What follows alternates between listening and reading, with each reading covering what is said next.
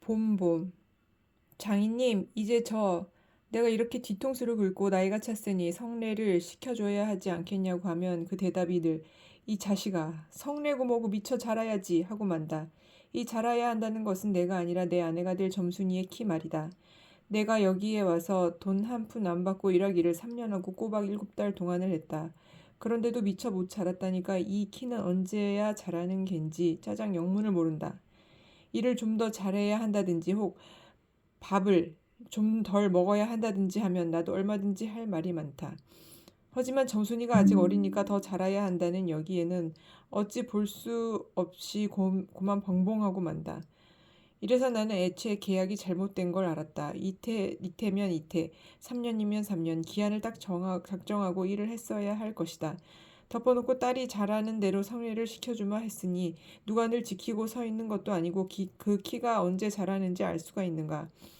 그리고 난 사람의 키가 무럭무럭 자라는 줄만 알았지 붙박이 키에 모로만 벌어지는 몸도 있는 것을 누가 알았으랴.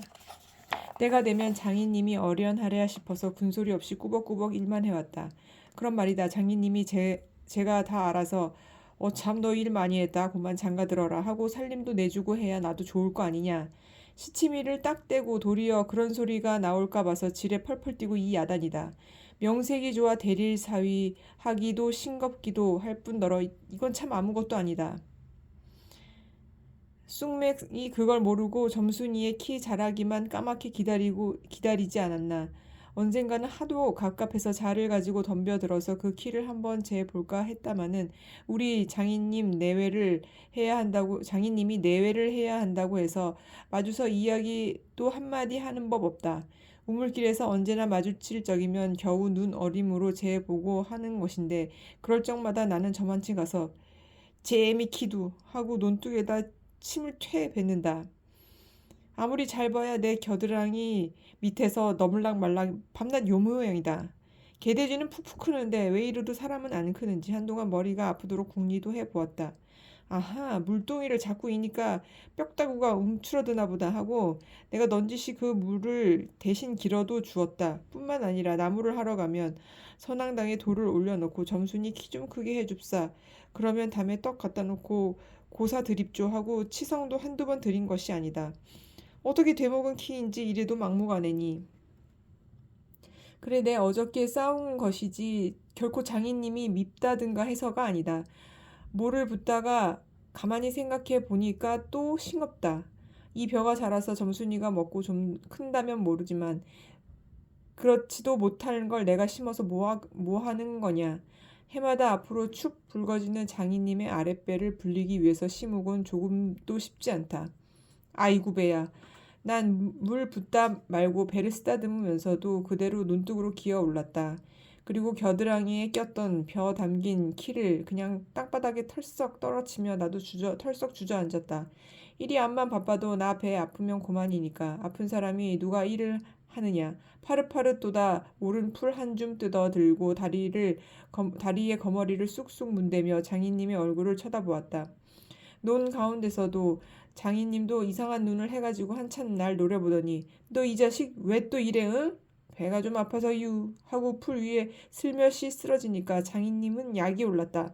저도 논에서 철벙철벙 둑으로 올라오더니 잡은 참 내 멱살을 움켜쥐고 뺨을 치는 것이 아닌가? 이 자식 이러다 말면 누굴 망해 놓을 속셈이냐? 이 대가리를 까놓을 자식. 우리 장인님은 약이 오르면 이렇게 손버릇이 아주 못됐다. 또 사위에게 이 자식 저 자식 하는 이놈의 장인님은 어디 있느냐. 오죽해야 우리 동리에서 누굴 물론하고 그에게 욕을 안 먹는 사람이 명이 짧다 한다.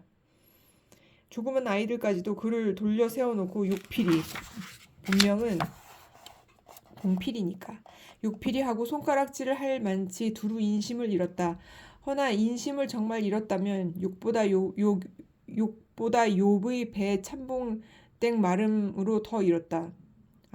욕보다 읍의 배 참봉댁 마름으로 더 잃었다. 버니 마름이란 욕절하고 사람 잘 치고 그리고 생기길 호박개 같아야 쓰는 거지만 장인님은 외양이 똑 됐다. 장인에게 말이나 좀 보내지 않는다든가 애벌논 때 품을 좀 안 준다든가 하면 그해 가을에는 연락 없이 땅이 뚱뚱 떨어진다. 그러면 미리부터 돈도 먹이고 술도 먹이고 안달재신으로 돌아치던 놈이 그 땅을 슬쩍 돌려앉는다. 이 바람에 장인님 집 외양간에는 눈깔 커다란 황소 한 놈이 절로 엉금엉금 기어들고 동리 사람들은 그 욕을 다 먹어가면서도 그래도 굽실굽실 하는 게 아닌가. 그러나 내겐 장인님이 감히 큰소리할 계제가 못 된다. 뒷생각은 못하고 뺨 한 개를 딱 때려놓고는 장인님은 무색해서 덤덤히 쓴 침만 삼긴다. 나는 그 속을 퍽 잘 안다. 조금 있으면 갈도 꺾어야 하고 모도 내야 하고 한창 바쁜 때인데 나 일 안 하고 우리 집으로 그냥 가면 그만이니까. 작년 이맘때도 트집을 좀 하니까 늦잠 잔다고 돌멩이를 집어 던져서 자는 놈의 발목을 삐게 해놨다. 사날씩이나 건성 끙끙 앓았더니 종당에는 거반 울상이 되지 않았던가? 예, 그만 일어나 일 좀 해라. 그래야 을 가래 벼 잘 되면 너 장가들지 않니? 그래 귀가 번쩍 뛰어서 그날로 일어나서 남이 이틀 품 들일 논을 혼자 삶아 놓으니까 장인님도 눈깔이 커다랗게 놀랐다. 그럼 정말로 가을에 와서 혼인을 시켜줘야 할 경우가 옳지 않겠나? 벼썸을 척척 들어 쌓아도 다른 소리 없고 물동이를 이고 들어오는 점순이를 담배통으로 가리키며 이 자식아 미처 커야지 저걸 무슨 혼인을 한다고 그러니 원 하고 남 낯장만 불켜주고 그만이다. 골김에 그저 이놈의 장인님하고 대돌에다가 매잡고 우리 고향으로 내뺄까 하다가 꾹꾹 참고 말았다. 참말이지 난 이 꼴을 하고는 집으로 차마 못 돌아간다. 장가를 들러갔다가 오죽 못났어야 그대를 쫓겨왔느냐고 손가락질을 받을 테니까. 논둑에서 벌떡 일어나 한풀 죽은 장인님 앞으로 다가서며 난 갈 테야유. 그동안 사경 쳐내슈. 너 사위였지 어디 머슴 살러 왔니? 그럼 얼찐 성례를 해줘야 안 하지유. 밤낮 부려먹기만 해준다. 밤낮 부려만 먹고 해준다. 글쎄 내가 안 하는 거냐 그년이 안 크니까 하고 얼른 담배만 담으면서 늘 하는 소리를 또 늘어놓는다. 이렇게 따져 나가면 언제든지 늘 나만 미치고 만다. 이번엔 안 된다 하고 대뜸 구장님한테로 판단 가자고 소매자락을 내끌었다. 아 이 자식이 왜 이래 어른을 안 간다고 뻗디디고 이렇게 호령은 제 맘대로 하지만 장인님 제가 내 기운은 못 당한다. 막 부려먹고 딸은 안 주고 게다가 땅땅 치는 건 다 뭐야. 그러나 내 사실 참 장인님이 미워서 그런 것은 아니다. 그 전날 내가 쇠고개 맞은 봉우리 화전밭을 혼자 갈고 있지 않았느냐. 밭 가생이 로 돌 적마다 야릇한 풀레가 물컥물컥 코를 찌르고 머리 위에서 벌들은 가끔 붕붕 소리를 친다. 바위 틈에서 샘물 소리밖에 안 들리는 산골짜기니까 맑은 하늘의 봄볕은 이불 속같이 따스하고 꼭 꿈꾸는 것 같다. 나는 몸이 나른하고 몸살이 나려고 그러는지 가슴이 울렁울렁하고 이랬다. 어르인 말임맘맘마 이렇게 노래를 하며 소를 부리면 여느 때 같으면 어깨가 으쓱으쓱한다. 웬일인지 밭을 반도 갈지 않아서 온몸에 맥이 풀리고 대구 짜증만 난다. 공연히 소만 드립다 두들기며 아니야 이 망할 놈의 소 대리를 꺾어들라. 그러나 내 속은 정말 안야 때문이 아니라 점심을 이고 온 점순이의 키를 보고 울화가 났던 것이다. 점순이는 뭐 그리 썩 예쁜 계집애는 못 된다. 그렇다고 또 개떡이나 하면 그런 것도 아니고 꼭 내 아내가 돼야 할 만치 그저 툭툭하게 생긴 얼굴이다. 나보다 10년이 아래니까 올해 16인데 몸은 남보다 2배나 덜 자랐다. 남은 잘도 훤칠히들 크던만 이건 위아래가 뭉툭한 것이 내 눈에는 할 일 없이 감참해 같다. 참외 중에서 감참외가 제일 맛 좋고 예쁘니까 말이다. 둥글고 커다란 눈은 서글서글하니 좋고 좀 지쳐 찢어졌지만 입술은 밥술이나 톡톡히 먹음직하니 좋다. 아따 밥만 많이 먹게 되면 팔자는 고만 아니냐? 헌데 한 가지 파가 있다면 가끔가다 몸이 너무 빨리빨리 논다. 그래서 밥을 나르다가 때없이 풀밭에 깨박을 쳐서 흙투성이 밥을 곧잘 먹인다. 안 먹으면 무안해할까봐 이걸 씹고 있노라면 으적으적 소리만 나고 돌을 먹는 겐지 밥을 먹는 겐지. 그러나 이날은 웬일인지 성한 밥 채로 밥머리에 곱게 내려놓았다. 그리고 또 내외를 해야 하니까 저만치 떨어져서 이쪽으로 등을 향하여 웅크리고 앉아서 그릇 나기를 기다린다. 내가 다 먹고 물러섰을 때 그릇을 챙기는데 난 깜짝 놀라지 않았느냐? 고개를 푹 숙이고 밥함지에 그릇을 포개면서 나를 들으라는 건지 혹은 제 소린지. 밤낮 일만 하다 말 텐가 하고 혼자서 쫑알거린다. 고대 잘 내외하다가 이게 무슨 소린가. 난 정신이 얼떨떨했다. 그러면서도 한편 무슨 좋은 수가 있는가 싶어서 나도 공중에 대고 혼잣말로 그럼 어떡해? 하니까 성례시켜달라지 뭘 어떡해? 하고 돼알지기에 쏘아붙이고 얼굴이 빨개져서 산으로 그저 도망친다. 나는 잠시 동안 이게 어떻게 되는 심판인지 맥을 몰라서 그 뒷모양만 덤덤히 바라보았다. 봄이 되면 온갖 초목이 물이 오르고 싹이 트고 한다. 사람도 아마 그런 건가 보다. 하고 며칠 내에 부쩍 자란 듯 싶은 점순이가 여간 반가운 것이 아니다. 이런 걸 멀쩡하게 아직 어리다고 하니까. 우리가 구장님을 찾아갔을 때 그는 쌀이문 밖에 있는 돼지우리에서 죽을 퍼주고 있었다. 서울에 좀 갔다 오더니 사람은 점잖아야 한다고 옷샘 양쪽으로 뾰족이 삐치고 그걸 에헴 하고 늘 쓰다듬는 손버릇이 있다. 우리를 멀뚱히 쳐다보고 미리 알았는지 왜 일들 허다 말고 그래? 하더니 손을 올려서 그 에헴 한번 후딱 했다. 구장님, 우리 장인님과 츠에 계약하기를. 먼저 덤비는 장인님을 뒤로 떠다밀고 내가 허둥지둥 달려들어 가만히 생각하고 아니 우리 빙장님과 츠에 하고 첫 번부터 말을 다시 고쳤다. 장인님은 빙장님 해야 좋아하고 밖에 나와서 장인님 하면 괜스레 고를 내려고 든다. 뱀도 뱀이라야 좋으냐고 창피스러우니 남드는 데선 제발 빙장님 빙모님 하라고 일상 말조짐을 받아오면서 난 그것도 잡고 있는다. 당장도 장인님 하다가 옆에서 내 발등을 꾹 밟고 곁눈질을 흘기는 바람에 겨우 알았지만 구장님도 내 이야기를 자세히 듣더니 퍽딱한 모양이었다. 하기야 구장님뿐만 아니라 누구든지 다 그럴 게다. 길게 길러둔 새끼 손톱으로 코를 후벼서 저리 탁 튀기며 그럼 봉필씨 어서 성례를 시켜 죽으려. 그렇게까지 제가 하고 싶다는 걸. 하고 내 짐작대로 말했다. 그러나 이 말에 장인님은 삿대질로 눈을 부라리고 아 성례고 뭐고 계집애 년이 미처 자라야 할 게 아닌가 하고 그만 멀수룩해져서 입맛만 쩍쩍 다실 뿐이 아닌가. 그것도 그래. 그래 거진 4년 동안 안 자랐더니 그 킨 언제 자라지요? 그만두고 사경 내슈. 글쎄 이 자식 내가 크질 말라고 그랬니? 왜 날 보고 떼냐? 빅모님은 참새만한 것이 그럼 어떻게 애 낳지요?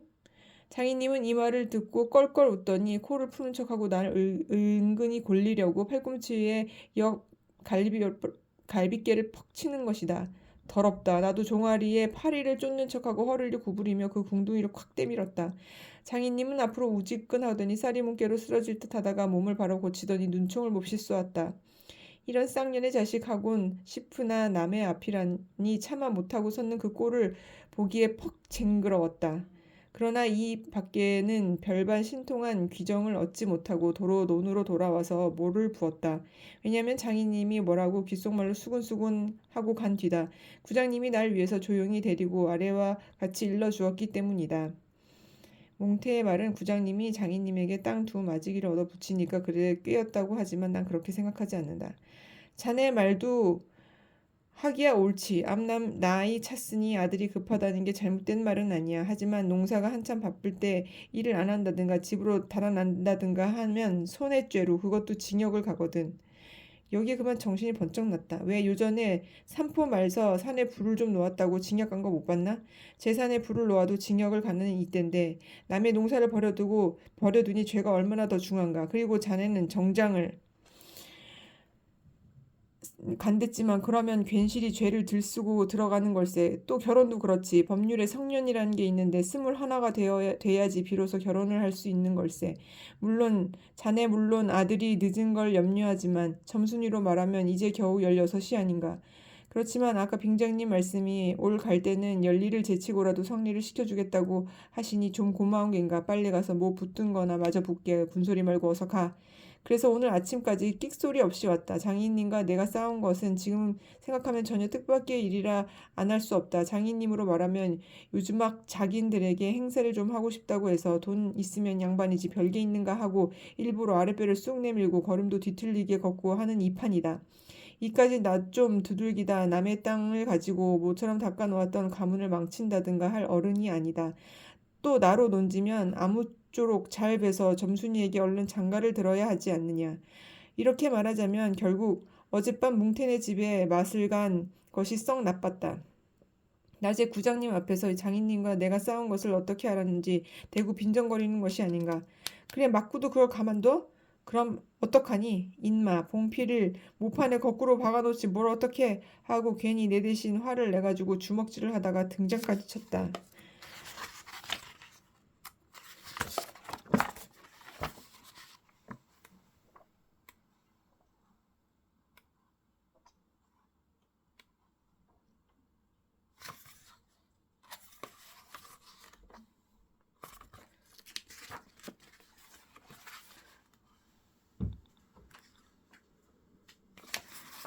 놈이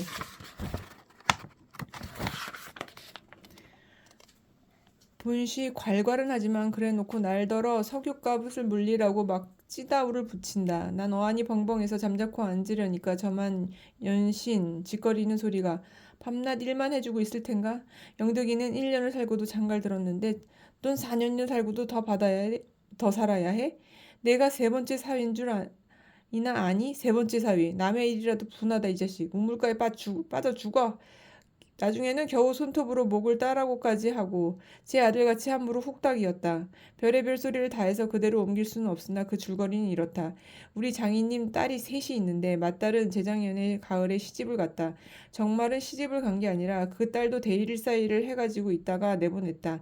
그런데 딸이 10살 때부터 19, 즉 10년 동안 대일 사이를 갈 아들이기를 동리에서는 사위부자라고 이름이 났지만은 열놈이나 참 너무 많다.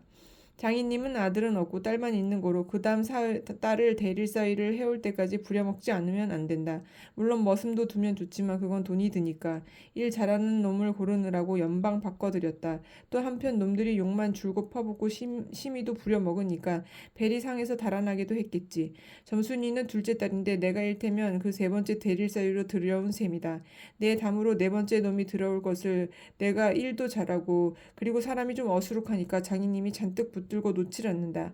셋째 딸이 이제 16살, 적어도 12살은 돼야 대일 사위를 할 테므로 그동안은 죽도록 부려먹어야 된다. 그러니 이제는 속 좀 체리고 장가를 들여달라고 떼를 쓰고 나자빠져라 이것이다.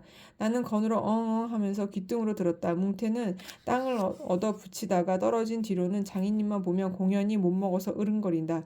그것도 장인님이 져달라고 할 적에 제 집에서 위한다는 그 감투를 선뜻 주었다면 그럴 리도 없었던 걸.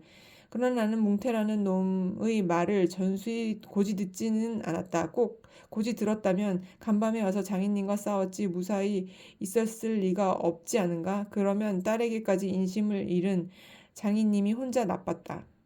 실토이지 나는 점순이가 아침상을 가지고 나올 때까지는 오늘은 또 얼마나 밥을 담았나 하고 이것만 생각했다. 상에는 된장찌개하고 간장 한 종지, 조바탕 한 그릇, 그리고 밥보다 더 수북하게 담은 산나물이 한 대접 이렇다. 나물은 점순이가 틈틈이 해오니까 두 대접이고 네 대접이고 멋대로 먹어도 좋으나 밥은 장인님이 한 사발 외엔 더 주지 말라고 해서 안 된다. 그런데 점순이가 그 상을 내 앞에 내려놓으며 제 말로 짓거리는 소리가 구장님한테 갔다 온다면 그냥 온담 그래? 하고 엊그제 산에서와 같이 대우 쫑알거린다. 따는 내가 더 단단히 덤비지 않고 만 것이 좀 어리석었다. 속으로 그랬다. 나도 저쪽 벽을 향하여 외면하면서 내 말로 안 된다는 걸 그럼 어떡한담? 하니까 샘을 잡아채지 그냥 둬 이 바보야. 하고 또 얼굴이 빨개지면서 성을 내면서 안으로 셀쭉하니 뒤틀어 들어가지 않느냐. 이때 아무도 본 사람이 없었게 망정이지 보았다면 내 얼굴은 애미 잃은 황새 새끼처럼 가엾다 했을 것이다. 사실 이때만치 슬펐던 일이 또 있었는지 모른다. 나는 다른 사람은 암만 못생겼다 해도 괜찮지만 내 아내 될 점순이가 병신으로 본다면 참 신세는 따분하다.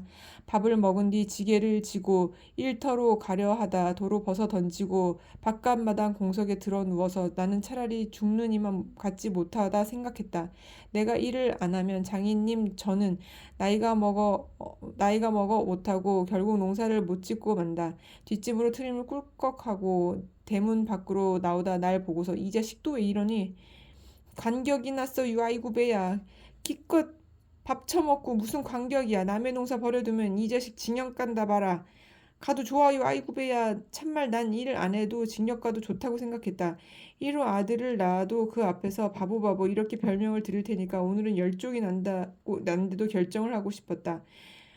장인님이 일어나라고 해도 내가 안 일어나니까 눈에 독이 올라서 저편으로 힝하게 가더니 지게 막대기를 들고 왔다. 그리고 그걸로 내 허리를 마치 돌 넘기듯 쿡 찍어서 넘기고 했다. 밥을 잔뜩 먹어서 딱딱한 배가 그럴 적마다 퉁겨지면서 벨창이 꼿꼿한 것이 여간 캥기지 않았다.